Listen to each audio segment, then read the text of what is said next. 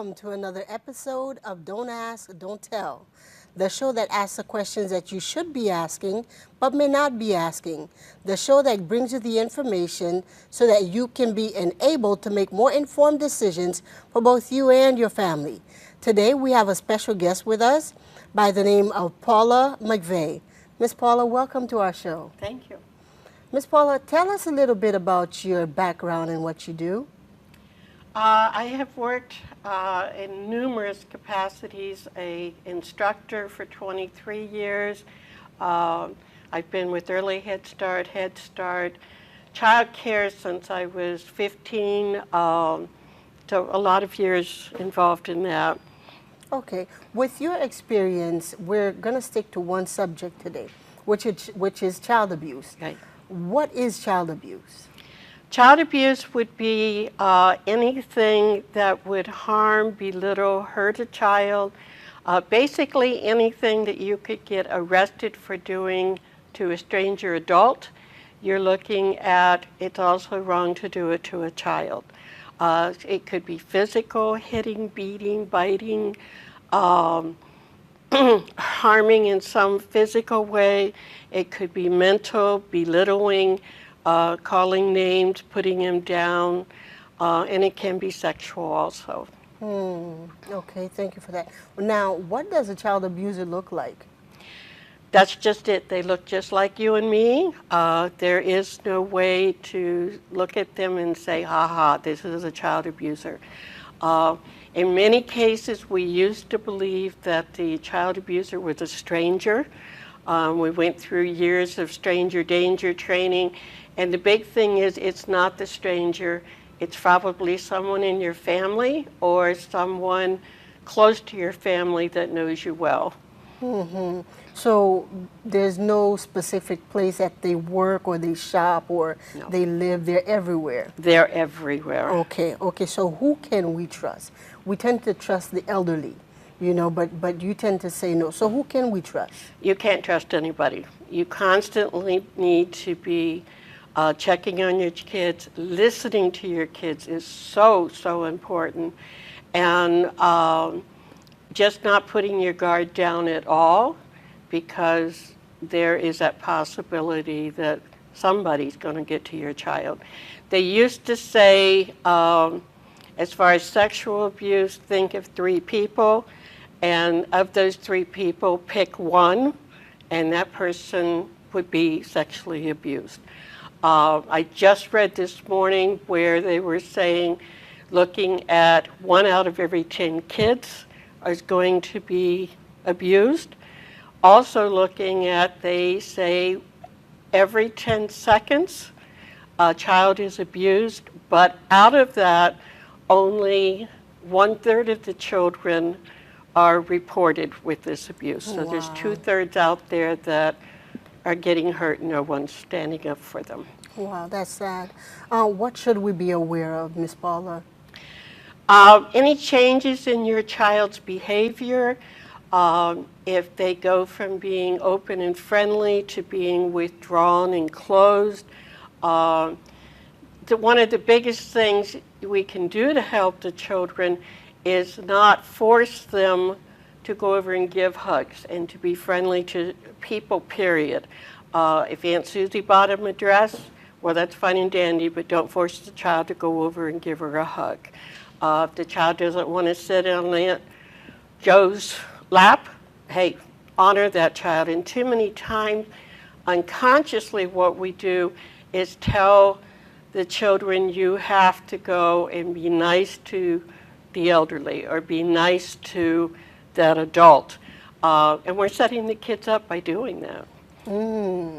Wow, that is so sad. It is. So by telling them you have to be nice to your aunt or your uncle, we're setting them up. We're setting them up.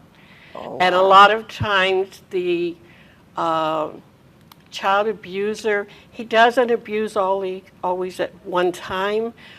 He may be grooming the parents and the children to fall into his thoughts and his system. A lot of times when we have babysitters, whether they're teenagers or elderly people, we need to understand that we need to talk to the child afterwards. Did you have a good time? What did you do? What didn't you do? And be looking at the children, trying to help them open up.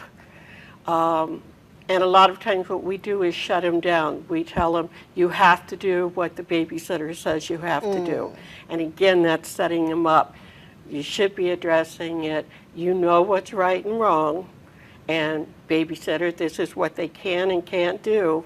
I'll be following up with it, you know, because sometimes the children won't come to us. Other times they come to us, but we're too busy. And the child might say, Mommy, I know I did bad. I went across the street to Johnny's house. You went across the street? Why did you do that? You know you're not supposed to do that. Get to your room. Now, if Johnny's daddy had sexually molested him while he was over, you think he's going to tell you after you get mad because he crossed the street? No. That's true. That's true.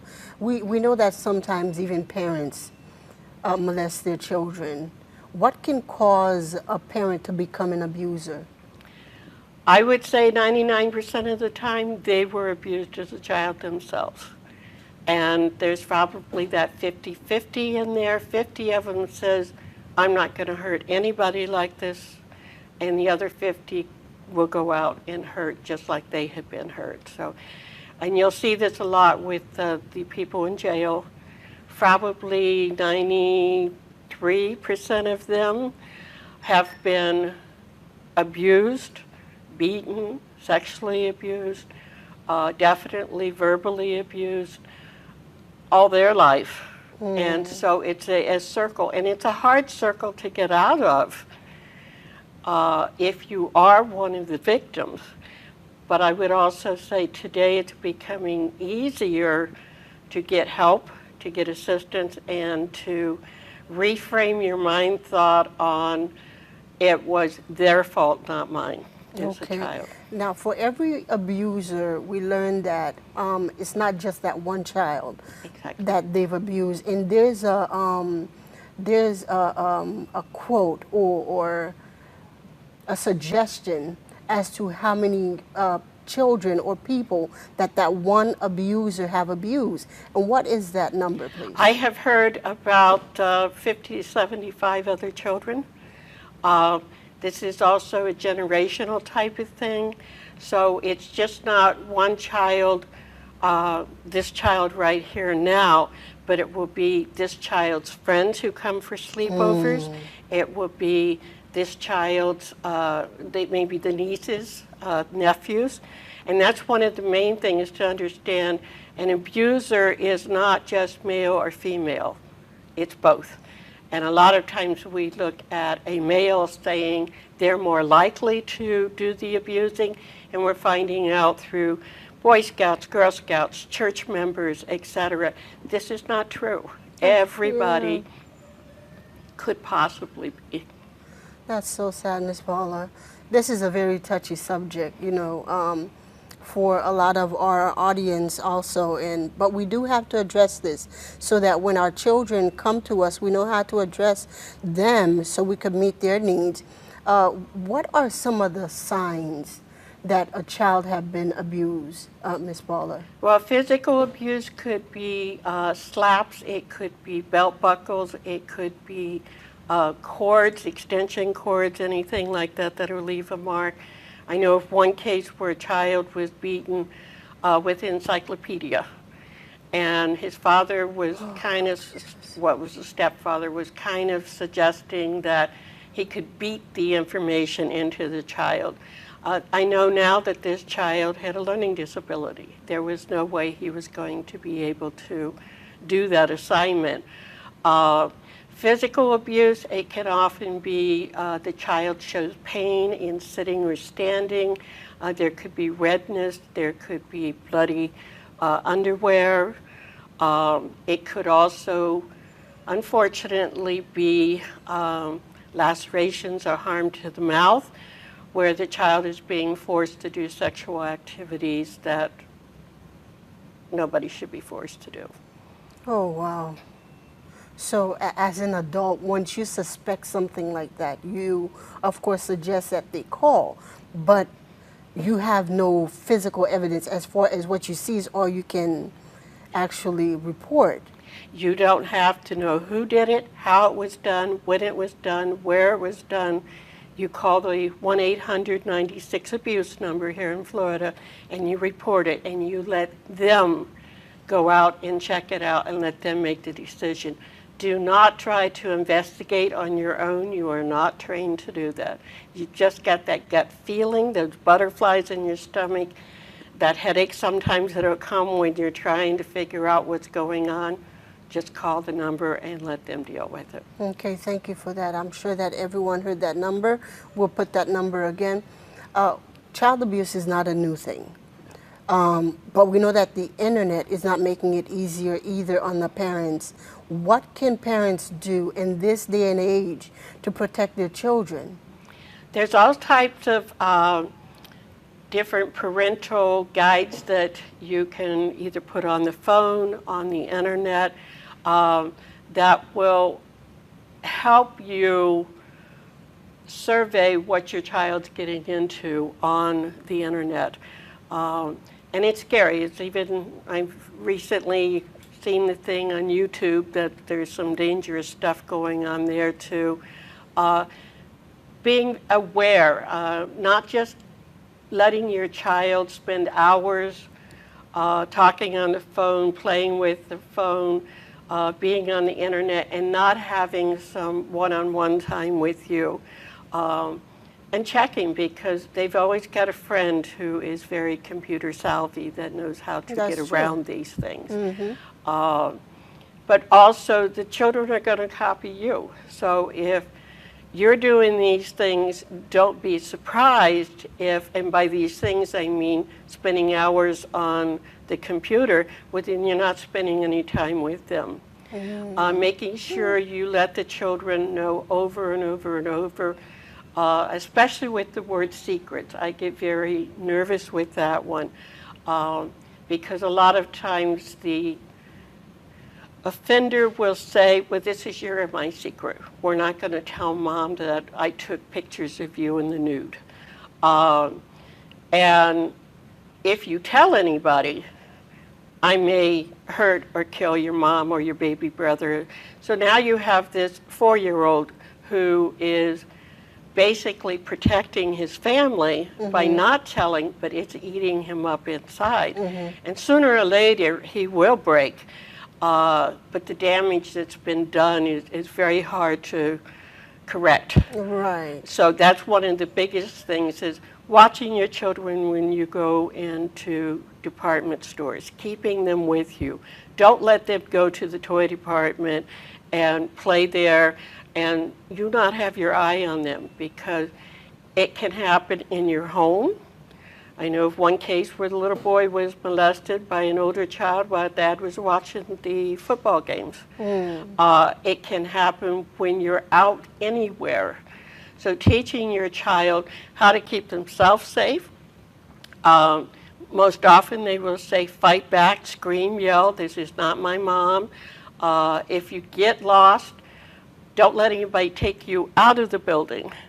But see if there's another mom with several children there, sometimes is a useful thing, rather than going up to a complete stranger who doesn't have children. Usually the mom with children will be aware, oh my gosh, how can I help this child without putting myself in danger at the same time. Right. Now, going back to the word secret that you just mentioned, like we know that parents, or spouses like to have surprise parties for their, significant other. And they like to get the children involved. So they'll tell the child, don't tell mommy, it's a secret. So you're saying no secret at all? I would say don't use the word secret at all, but just what you said, use the word surprise. This is a surprise. We're going to bake a cake for mommy. It's her birthday tomorrow. We'll tell her tomorrow. So that you're not telling the child, don't tell anybody, because I've told the child, if anybody tells you to keep it a secret, you come straight to me and tell me about it, so that I can scoop it up and figure out what's going on here. And this could be their teachers, the local policeman that walks up and down in front of the store. You're not safe from anybody, so you've got to be looking at everybody with that jaded eye. And if you have your child in Boy Scouts, church groups, any clubs, this type of thing, join yourself. Be there with them, and that way you know what's going on, Right. instead of just waiting for this huge change in your child's behavior and going, what's happening? My daughter and her husband have been scoutmasters, but they became scoutmasters because my grandson Andrew was going to be going, and he went through the whole thing. He's an Eagle Scout, but they were there every step of the way. They knew exactly what was going on. And even when campouts and that type of thing, they were there. Okay. So don't take chances with your children. Okay, so what even the school outings, you know, how they have the field trips, you would encourage parents to also attend. We know that the schools also, Miss Paula, they tend to, they have a class called sex ed. And through this class, they give our children a lot of information. But we also see that some of these kids are overly informed. Right. What says you on that? If it's bad informed, I would say the child is probably going to act out with dolls. It's going to have more info than you would think a 3 or a 4-year-old would have at that age. But being very, I'd say, proactive with your children. Call the body parts by their proper names. Don't give them these stupid little fancy names that a lot of people will, because then if that child has to report to somebody, they're saying, he hurt my vagina, instead of saying he hurt my pocketbook, he hurt my nest, all these other little names, because somebody who's not trained is not going to realize this child is giving you information. And that's a lot of the problem. We come up with all these cutesy names, and we don't address it exactly what it should be called. Okay, thank you for that. Children lie, you know. We know that for a fact that children lie. So what says you in the case where a parent is not sure whether or not their children are telling the truth? What should they do? The first thing I would say is keep in mind the younger the child, the less likely they're lying, because if they lie and say, he touched me in my private part, he knows he's going to be causing trouble and stirring up things, and he's going to be in trouble too. So the younger the child, the less likely that they're lying about sexual abuse and that. Looking for any physical signs also. As you're changing the child at night, as you're bathing them, checking to see are there bruises, are there bloody spots, are there questionable marks. And you'll get a lot of, I tell a lot of my students, if you ask a child, how did you get that mark? And he goes, and he starts looking through the sky for answers. He's probably trying to remember what he was told to tell if anybody questioned it. And we get kids all the time, well, I fell down the stairs. And then the teacher realizes later they live on the bottom apartment. There are no stairs in their home. I fell off my bike. And the kid later shares that, no, he doesn't have a bike. Anything that raises that doubt or those red flags, question and check and make sure.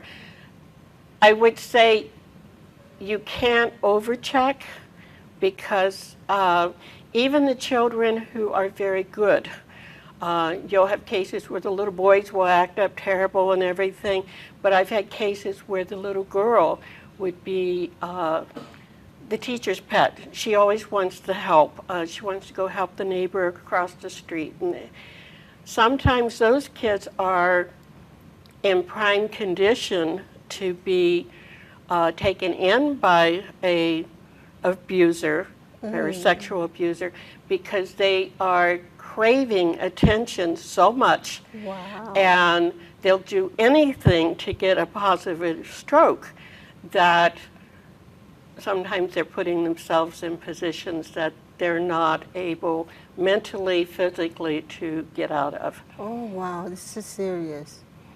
Wow. I recently learned also that tickling a child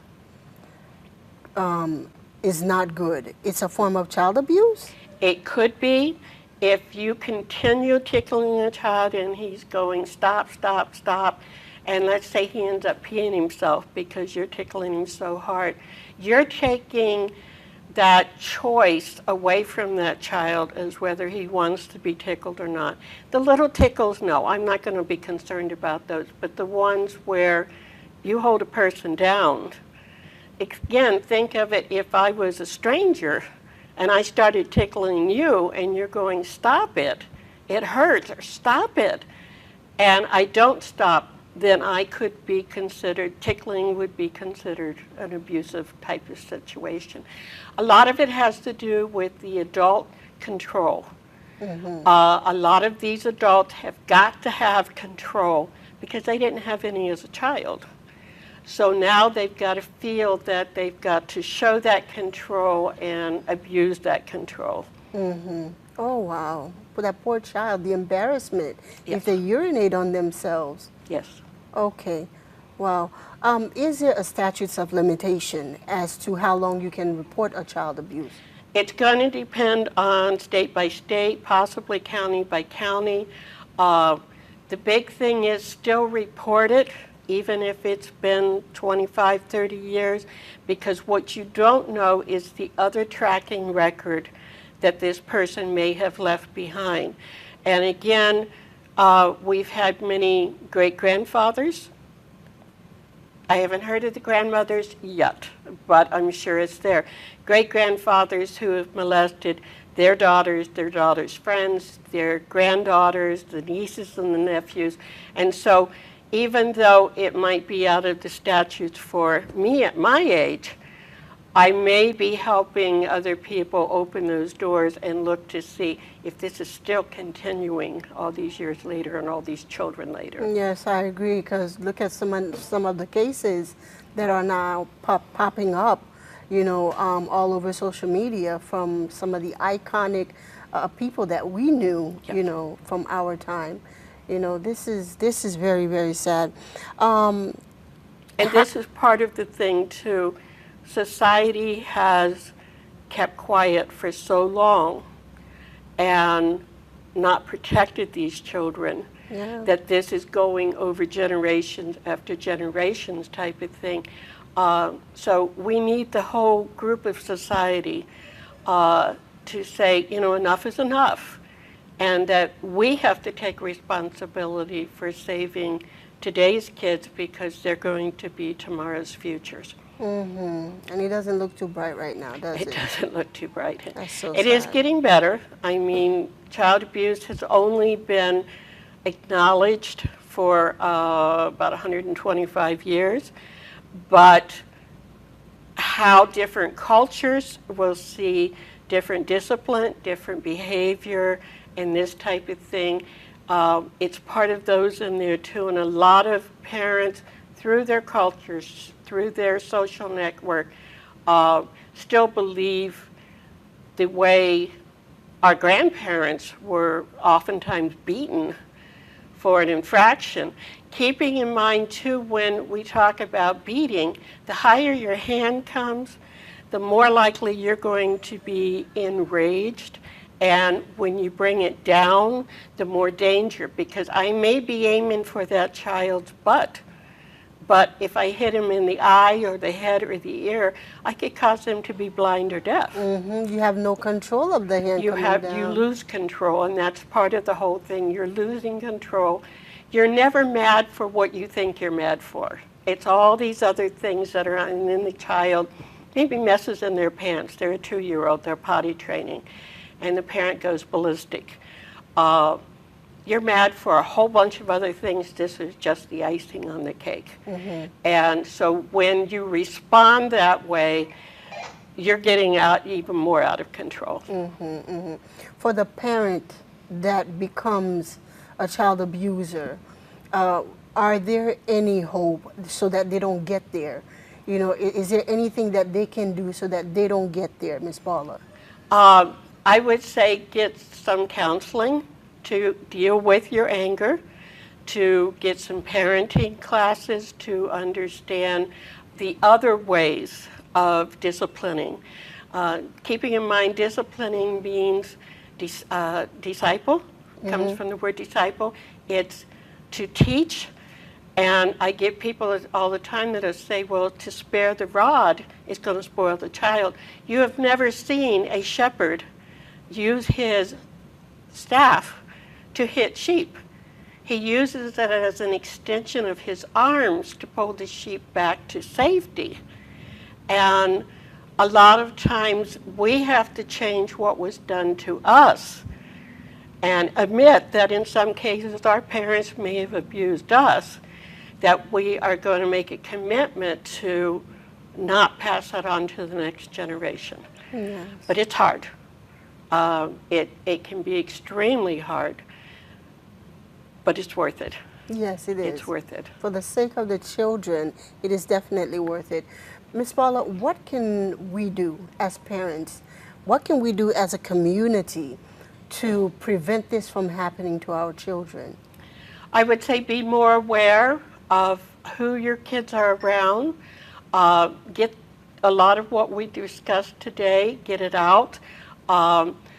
Understanding how much anger can control you. And teaching and giving the children and teaching them that they have a choice to protect their bodies and that no one should touch them where their bathing suit touches. I used to tell my children, if you fall on a stick and the doctor wants to look at your private area, then you tell mommy as soon as mommy gets there so that I can make sure it's on the up and up. I don't tell them, don't ever let anybody look at you there because I might not be there right at that minute and it is an emergency. So trying to be careful with the warnings you give them to the realization and realistic world we live in, especially when the parents are away from home so much. Ms. Paula, thank you so much for coming you're very to our welcome. show. As you've heard, we've gotten a lot of information today from Ms. Paula so that we can be better informed for our children especially. Until next time, for another episode of Don't Ask, Don't Tell.